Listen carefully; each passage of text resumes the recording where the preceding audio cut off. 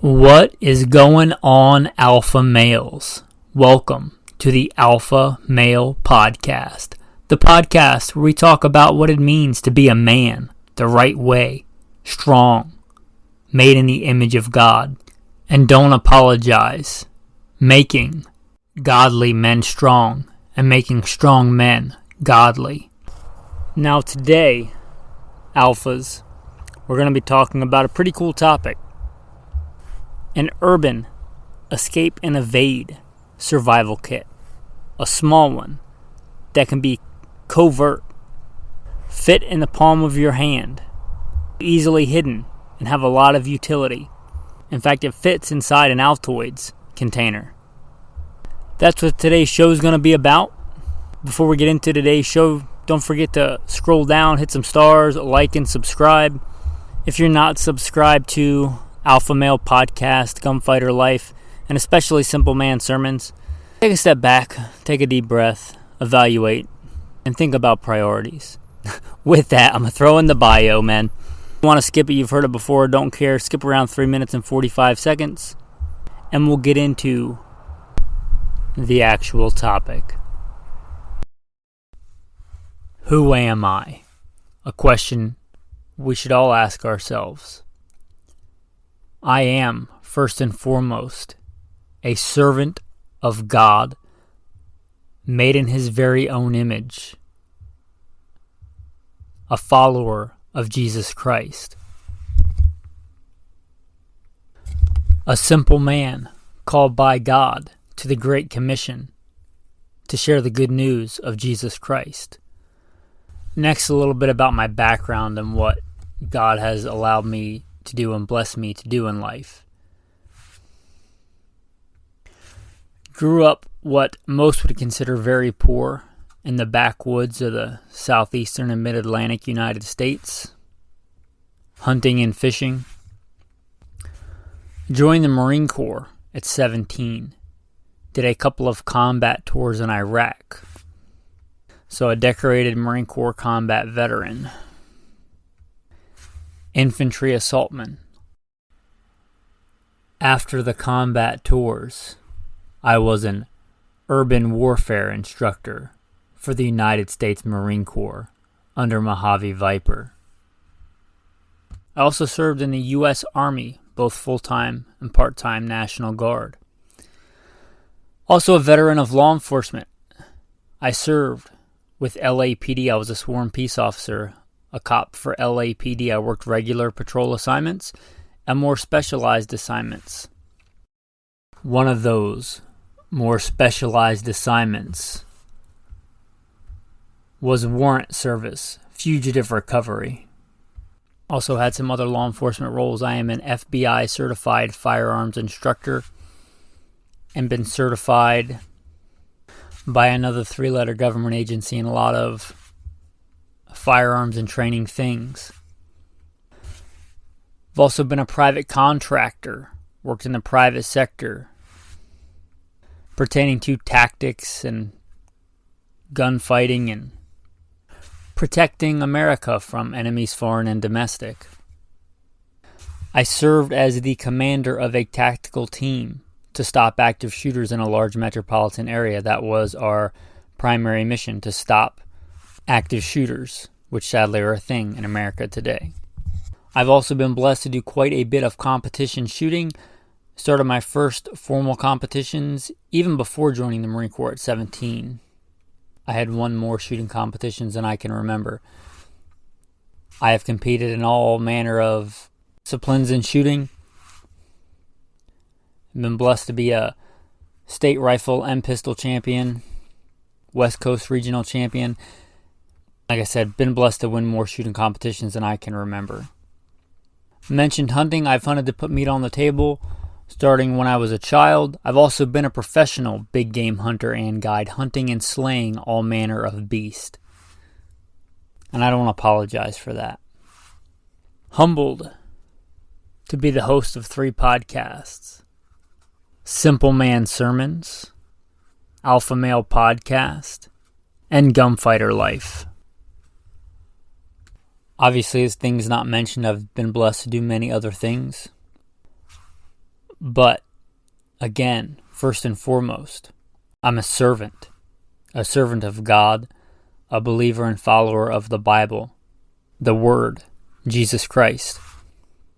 And I don't apologize for that. With that, let's transition into today's topic. Let's talk about this alpha male Altoids escape and evasion kit, urban survival kit. First off, let's talk about what it is and what it is not. This is not a wilderness survival kit. I have something akin to this. It's in a little soft pouch that goes on my belt when I go just reconnoitering out in the wilderness, right? Goes on my belt, doesn't really slow me down. I can jump with it, I can climb with it, I can sprint with it. Doesn't take up a lot of space, but it's quite a bit bigger than an Altoids container. This is an urban escape and evasion survival kit.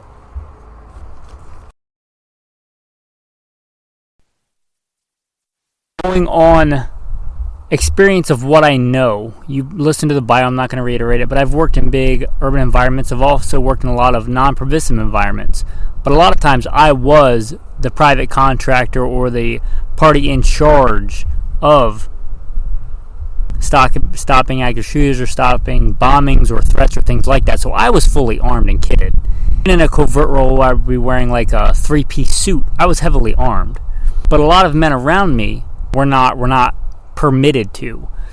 This kit is for an NPE, a non-permissive environment. So I am taking what I know and inferring it into this kit. I'll be clear, I made this kit for this video. I don't carry one of these day to day. I don't live or work or care to be in a non-permissive environment. I'm not going to pretend that I used one of these kits to go up like Russian paratroopers. I made this kit based on what I know on combat and survival and escape and evasion, war and combat, and put it into this kit. Thought about this kit for a couple weeks.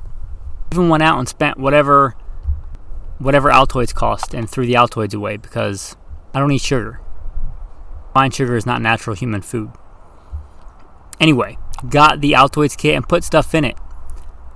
A thought experiment. And I like doing these, and you guys should too. That caveat is, this may not be what you want if you even choose to carry one of these Altoids kits. This is in addition to your EDC, which I hope that it is. I hope you carry a handgun and a knife and a good way to start a fire and some cordage as part of your EDC, right? And a tourniquet as part of your EDC. But if you don't, this is a good stand-in, and this is coming from the idea that I'm in an urban environment, suburban environment, a non-permissive environment. I might get wanded, I might get searched, I might get patted down, and I want to be able to have something on me so that I'm not completely neutered in this environment, that if I had to, I have stuff on me. With that, I'm going to talk about this kit. The very first thing, if you see this, and you're saying, I can't see this because this is an audio podcast, what are you talking about? Well, the Patreons should be able to see it because, God willing, I plan to record this kit and the contents thereof and put it up on Patreon. If you want to see it, click the Patreon link that should be in the show notes, or go to goodshepherdtraining.com and click the Patreon link. They'll get a visual version of this, and I'll try and make like a still photo perhaps. If you want a video version of this, again, go to Patreon. Anyway, the very first thing you might notice about this, and I haven't seen this talked about, seen the Altoids thing bantered around before. Purposely didn't look at really any of those recently because I wanted to have original thought. But this has a small lanyard on it made of microcord, which is a 100-pound test. It's like 550 cord, but much smaller. It suspends this. And you may look at that and be like, well, that's kind of silly. Why would you want that? Well, again, because this is for a non-permissive environment. If you're getting wanded or patted down, you could put this so it's small side up and tuck it behind your metal belt buckle. A lot of people have metal belt buckles. It should not bat an eye. Also, you could loop this around your belt buckle or tie it around your belt buckle somehow and tuck it behind things. This is a family-friendly show, but tuck it behind things for a pat down. Now, sadly, part of my job, LAPD, I was a party to cavity searches. Thankfully, not on the receiving end. Anything shy of that, you should be able to get this by. And again, it should be fairly close to your metal belt buckle, and you might be able to tug it behind things so that even on all but the most thorough of pat downs, it won't be found. Let's talk about something a little bit less drastic than that. Let's say you wear a suit and a tie day to day, which I've had to do before. You could literally tuck this into your inside jacket pocket in your coat. Even if somebody looks at it, right, even if they see an Altoids container in there, that's not uncommon. Lots of what I'll call it suburbanites, right, they carry Altoids containers because they don't want bad breath. Nobody's going to bat an eye unless they open it. So judge your environment. You could go a lot less drastic than that, but I think the lanyard is something that really doesn't really add much in the way of expense or complexity, but gives it a lot more utility. And if you don't want it, you just tuck it inside. So it's not a big deal, right? That lanyard to be able to loop it around your belt, behind your belt buckle to keep it there. Once you get through said checkpoint or whatever, you could take it out. So let's bust this bad girl open and see what's inside. Altoids container. Now the very top, just coincidentally, I have, from my professional hunting days, a bunch of those exchangeable knives where they have like a razor blade, a scalpel blade, and you take them in and out. I found one that fit very well. I don't have to have one of these knives to go get these exchangeable blades. They're not super expensive. I got the one, it's the larger version of the Outdoor Edge blade. It's a legit surgical scalpel type blade. And the reason I went with this size is it fits. It literally gets squished down and snaps into place on the lid. It really doesn't take up any extra space. It's super thin, super light. And it's a legit size blade. It's the size of the diagonal length of that, just the blade. And if I was in an environment where it wasn't go, go, go, and I had already escaped and I had time until my next thing, could with a lot of different materials in any kind of environment, urban or rural or whatever, fashion a decent handle, and then I actually have a legit fixed blade knife. Is it an SE, 4? No, but it'd be a good fixed blade, super sharp knife. It's meant for dissecting animals. Behind that, I have cash. The amount of cash, the denominations of cash may depend on you and your environment. Are you going overseas with this? Are you going to be in a country where having a little bit of cash might get you out of a jam?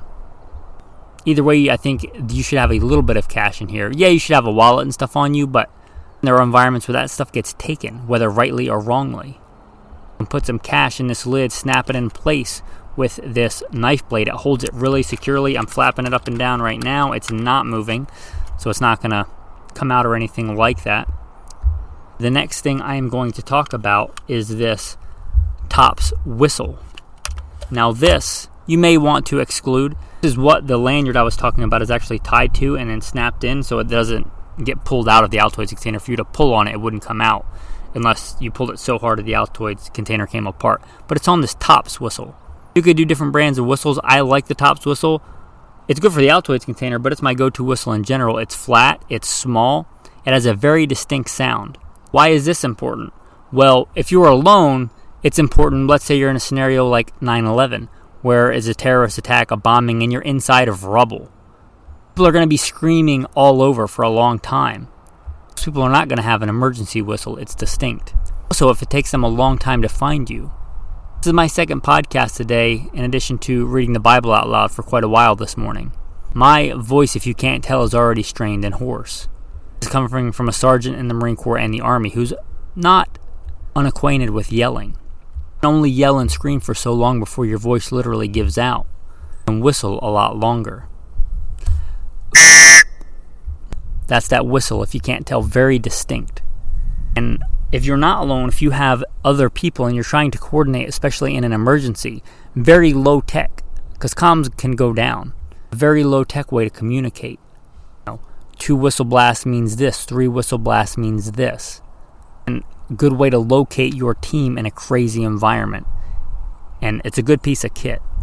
Again, if you're alone and you don't plan to be in nobody really plans to be, I guess, in a collapsed building or stuck in an area or something like that, you may want to omit it. But a lot of times as preppers, as survivalists, as tactical guys, we think about, I gotta hide, I gotta be the gray man, which this kit plays into, right? But sometimes you want to be found.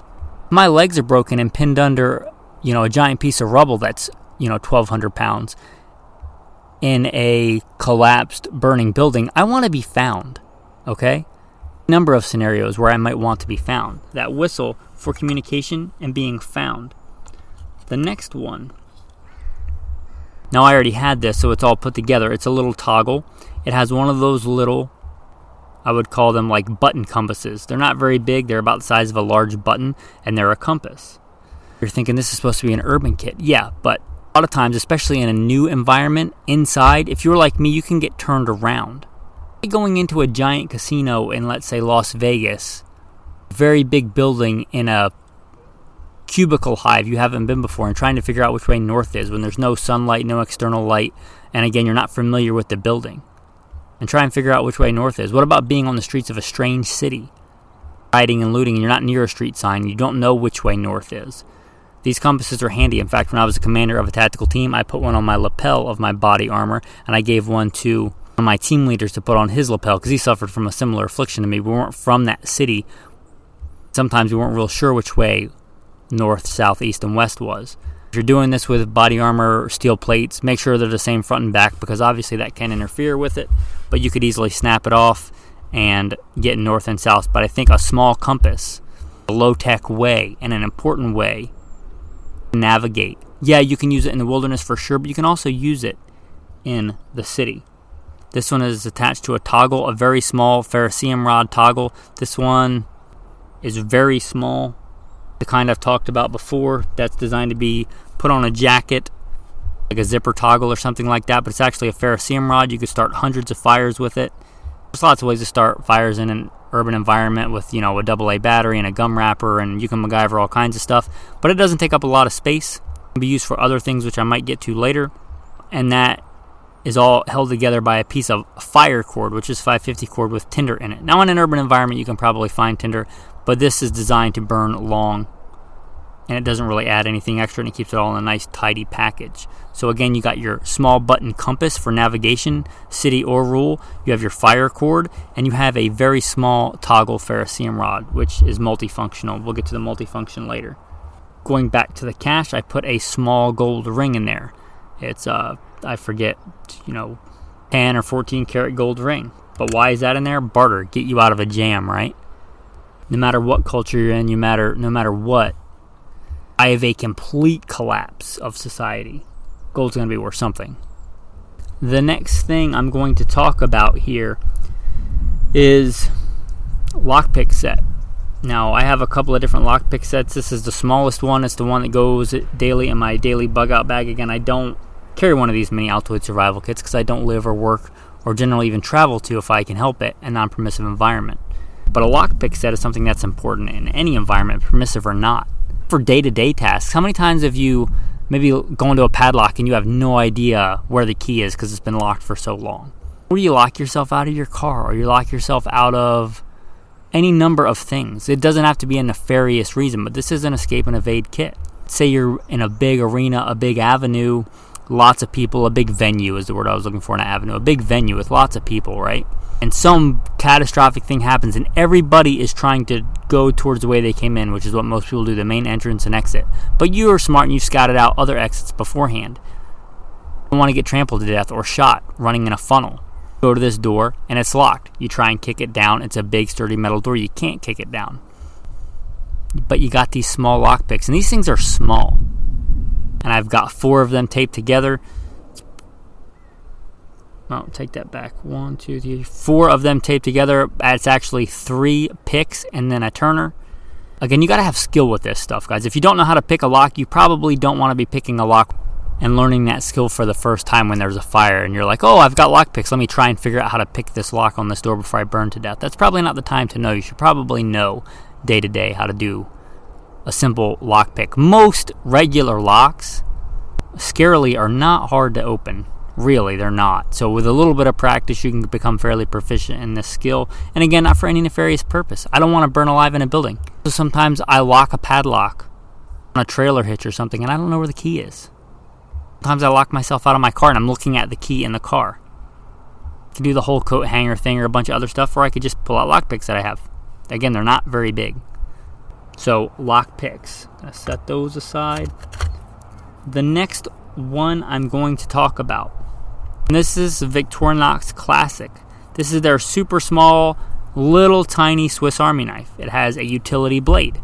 I don't have to explain what that's for. Now, I would not consider this a great weapon. I wouldn't even really consider it a force multiplier because it's very likely to fold back on me. I'd be better off taking this and sharpening a plastic spoon or something and shoving it in and using that as a weapon as actually using a knife. Not actually, wouldn't consider it a weapon. TSA probably would, but I wouldn't. But it's a good utility blade, and I don't have to explain how important blades are. If you're listening to this, you should know that.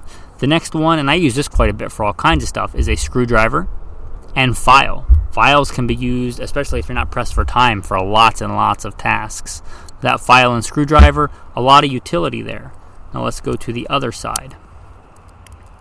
Scissors can come in handy for a lot of things, but especially for escape and evasion.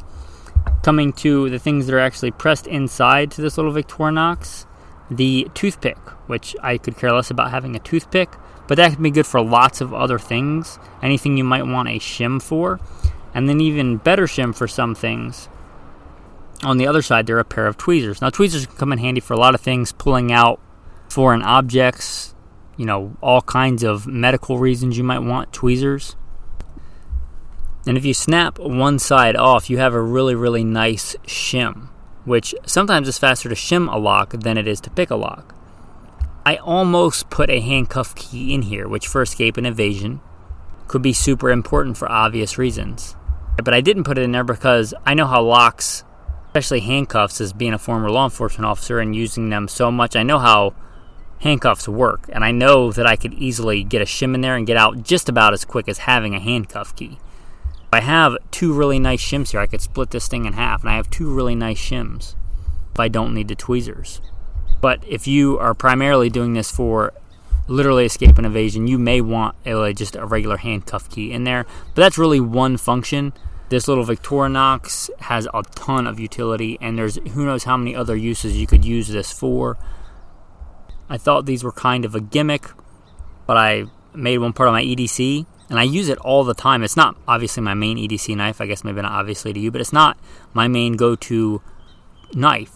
But it's really handy. Like when I was in Arizona for pulling out cactus from myself, from my dog, that screwdriver on there is actually really useful for, let's say, adjusting an optic or prying out a stuck cartridge case from a jammed firearm or something like that. So there's a lot of utility in this little thing.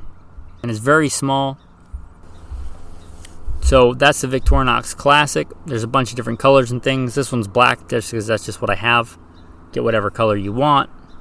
The next thing I have in here, and this is part of a lot of my EDC knives that I have attached to there, and this is a very small titanium waterproof container. And when I say small, I mean small.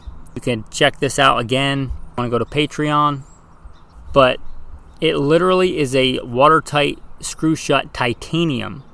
Titanium is important for me, not mostly for this kit, because I make it part of my EDC. It literally hangs on a little toggle on my EDC knife, and it weighs very little. It looks like it would be stainless steel and heavy, but it is super light because it's titanium. It has a hole in one side so you can attach it to stuff. And you could put a cyanide capsule in here, I guess. I've never been on that kind of mission, nor do I desire to be. But you could put stuff in here. Let's say that you take some kind of special medication. I don't take any medication. I don't even like supplements. I don't even like aspirin or Tylenol. I don't take that stuff. I took baby aspirin when I got shot. I refused all other painkillers because they said it might stop me from getting a blood clot and dying. Other than that, I don't like that stuff. All right? But anyway, what I do generally keep in here in these little micro waterproof containers are water purification tablets, iodine tablets. It may not be the most tactical thing, but you're not going to be very tactical when you're dying of dysentery on a toilet, third world country, or in a grid down scenario. Because dirty water is a major killer around the world day to day, and also grid down scenarios after natural disasters. Think about Haiti. A lot of times natural disaster kills some people, but afterwards the collapse of infrastructure and the inability to get clean water and people drinking dirty water is a major killer. And again, this is a survival kit. Urban water is pretty nasty to begin with, but these iodine tablets can really help, especially if this is what you have on you and it turns into a prolonged environment. So you can make it a lot more concentrated than they're normally called for. You can use it to clean wounds. You can use it to flush a wound. You can use it for a lot of things you want to sterilize stuff for, right? It's multifunctional. I almost put in here a couple of pills of antibiotics. If you don't know, if you've never been shot or been in a community where people get shot or get a lot of trauma, a pretty standard thing is to give a massive dose of antibiotics right away. It can make the difference between somebody getting really bad infections internally or externally, or not. Now you want to continue antibiotics later, but having that massive dose up front is a thing, right? I generally do carry antibiotics quite often, but I didn't put them in this kit, but you may want to. At least one big dose of antibiotics.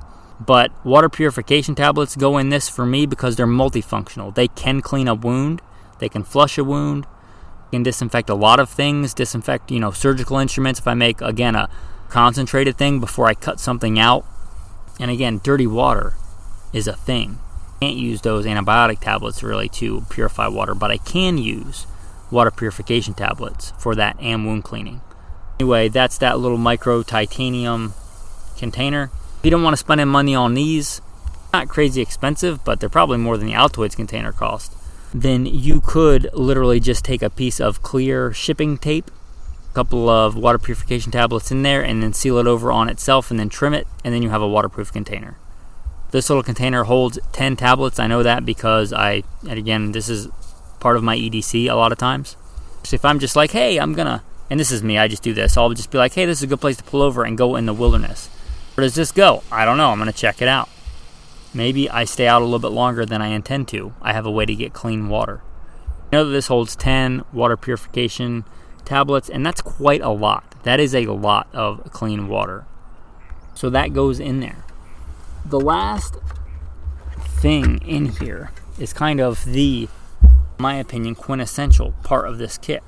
Before I get into this, I'm going to go to the two runners up that almost went in here. Now I have a Leatherman Micra multi-tool. And these things are awesome. They are a super small but still high quality multi-tool, the Leatherman Micra. It has a big pair of scissors on it.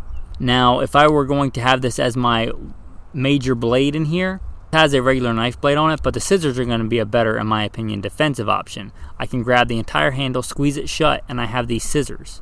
And plenty of people have been stabbed with scissors. It's a better blade than the actual utility blade on this Leatherman Micra. I wish they made a version without the scissors, but with a blade that is about the size and heft of the scissors on here.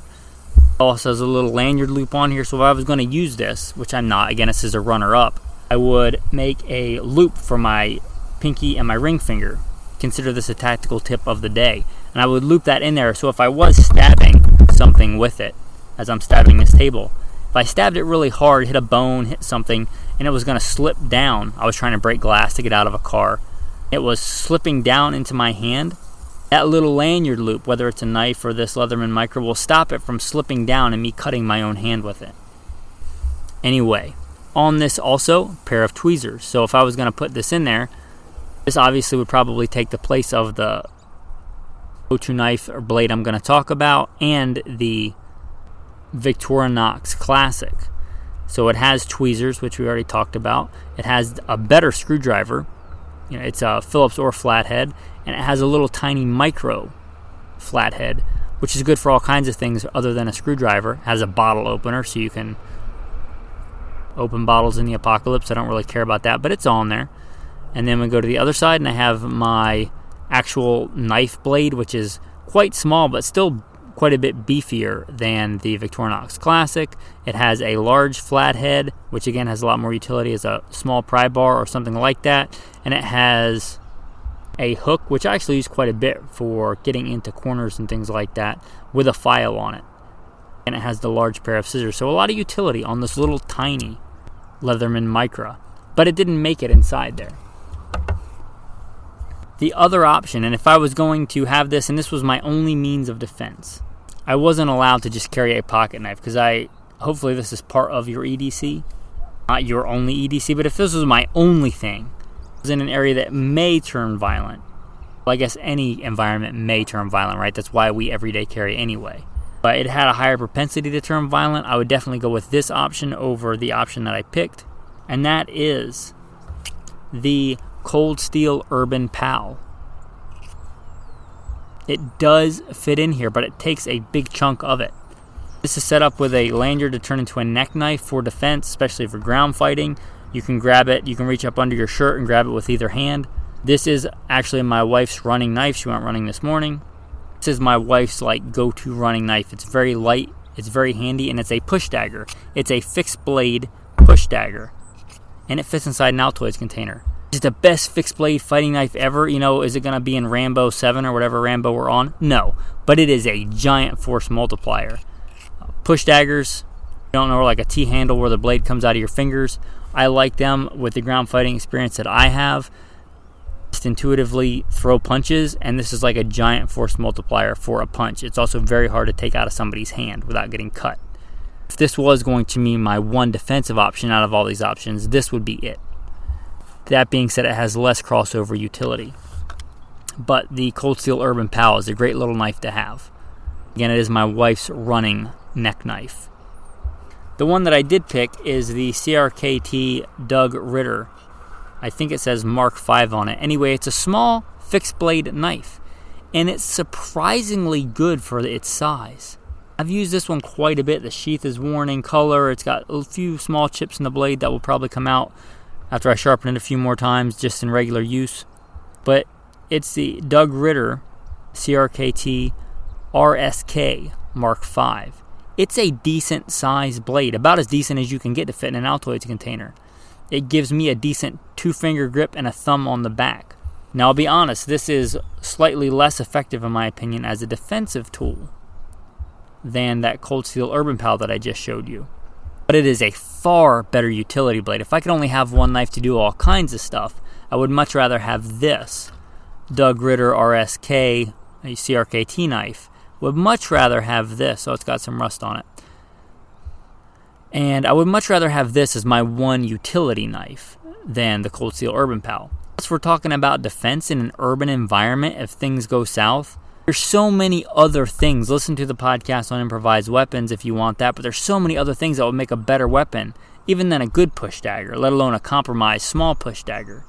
A piece of pipe, break off a chair leg, a wrench, a broom handle, a mop handle. Again, snap it off and I have a utility knife where I sharpen it. Even literally just unscrew a broom handle or a mop handle. That's a far better weapon than a push dagger or a small EDC knife even, if we're talking about just defensive use. So I could see the merit if you thought in engagement you might have to go through some kind of checkpoint and this is all you had, and you high propensity that the situation may turn violent, then you may want to go with that push dagger. It's a better defensive tool than this tool. This tool is a far better option for an all-around, I end up in a situation where this kit was what I had. I have this, and don't forget about the utility razor blade that I have in the lid to hold the money in there. But I think if I was going to end up with just a knife that could fit in an Altoids container, it was a knife that I had, this would be the knife that I wanted. That's why this one made the list and the other two did not, but either option would be good. The last thing that I put in there, cordage, and not 550 cord because the 550 cord is big and bulky. This is Spectra. Spectra is a super high-tech fishing line. It's not like the monofilament fishing line, the clear fishing line that you're probably thinking of. It's braided, super strong, and Spectra is supposed to be much stronger than steel. It's super strong. This is advertised as being, and I haven't taken a micrometer to it, but same diameter as 10-pound fishing line, which is already strong for its size, and it's 50-pound test, right? So it's 5 times stronger than fishing line. I have about 12 feet of it. I didn't measure it exactly. I did the arm span thing, but I have about 12 feet of it here. You can use it for a lot of things. Cordage is important. Now, in an urban environment, you can likely find cordage, especially in a grid down environment. You could take an extension cord. You've got blades in there to cut the ends off and get really good cordage. You can split it and get even smaller cordage. An extension cord makes pretty strong cordage and would make even a decent weapon if you know what you're doing. Take an extension cord, cut it the right length, and put a padlock on it, and that's a wicked weapon, talking about improvised weapons. But this micro cord is just if you want super strong, super thin cordage, and this gives you an ability to carry quite a bit of it that takes up very little space and very little weight. And we talked about other utility. So in the kit that I have, we have that small pill container. and or we have a Victorinox Classic, and we have the Tops Whistle. Any of those would make a fine toggle. Now let me get to what I'm talking about without being super graphic, but so you probably understand. This is escape and evasion. Deadly force would be justified per God's law. You decide to use deadly force, but you want to be quiet. You want to be covert. You can have a toggle. You could triple or quadruple this, giving you 154 pounds of test. You could braid it together if you have time. You could just triple it over between the toggles. You could throw it around something and pull back really hard and cut with it. It's that thin. And again, that's about as graphic as I'm going to be with that. But you can see the utility in this kind of spectra. Again, it's really strong, really small cordage. And I have used not that exact stuff because it's really expensive per length of it, right? But have used cordage similar to that to trap and eat. And yes, even in an urban environment, it does work. That's something I can say firsthand. I have made snares with, I would say, even inferior cordage to that to catch things and eat them in an urban environment. And it's got a ton of utility besides just the ones we mentioned. Anything cordage might be useful for. Again, if you want bigger cordage, like will be more similar to a rope in an urban environment, you can likely find something. Anyway, that is the kit in a nutshell. We talked a lot about gear. I don't sell any of this gear in the gear shop at goodshepherdtraining.com, but I would be a bad capitalist if I didn't mention that we have a gear shop at goodshepherdtraining.com. So if you want an alpha male coffee cup, drinking out of a regular cup, like everybody else, if you work in an office, you want that girl that you maybe have your eye on to marry to notice. She's going to say, ooh, he's different. He's drinking out of a metal alpha male coffee cup. That's pretty awesome. You have to wife that guy up. I'm just kidding. But what if a girl marries you for a coffee cup? There's probably problems there. But anyway, really cool coffee cups in there. I use them all the time. They're metal. You could beat somebody to death with it if you want. That's pretty alpha male. Also, shirts. Anyway, check out the gear shop at goodshepherdtraining.com. And again, if you want to see visual cues of this, go to Patreon. There should be a link of both of those in the show notes. As a thanks for listening to this whole thing. Feels like we gave a lot of tactical tips of the day. We talked about urban stuff. This is going to be more applicable in a rural environment in the wilderness, but if it's super cloudy or something, you can't get your bearings, you don't know which way north is, forget about the whole moss on the north side of a tree. I'm in the Pacific Northwest right now, and literally there's moss everywhere, right? This actually does work. You take a fairly straight stick, you stick it in the ground, assuming it's daytime and not nighttime, right? Stick this stick in the ground, you put a rock where the shadow is. You wait 30 minutes, an hour. You put a rock where the shadow is now. You draw a straight line between rock A and rock B. Rock B should be west. Rock A should be east. Draw a 90-degree line from that, and that should give you north and south, right? A way to discern north, south, east, and west in the wilderness, again on a cloudy day. The top of that stick is going to cast a shadow. The sun's rising in the east. It's going to make that first stone that you put on the ground your western point. As it moves west in the sky, it's going to push that shadow east because the shadow is opposite the sun, and your second mark is going to be your east. You're going to have a west-east declination, and you should be able to draw a 45 and 45, 45 and 45, or a 90-degree straight line from your first line and get north, south, east, and west. They might be hard in audio, but it's pretty simple. You should be able to picture that in your head and be able to figure that out. Anyway, that is your tactical tip of the day. If you are a country boy and you want to survive, one of my favorite songs says, that's a tip that might be able to help you in the wilderness where there's no roads and no sun. It's all overcast and cloudy. Anyway, that is your tactical tip of the day. The tactical verse of the day. This is from Psalm 9. The Lord also will be a refuge for the oppressed, a refuge in times of trouble. And those who know your name will put their trust in you, for you, Lord, have not forsaken those who seek you.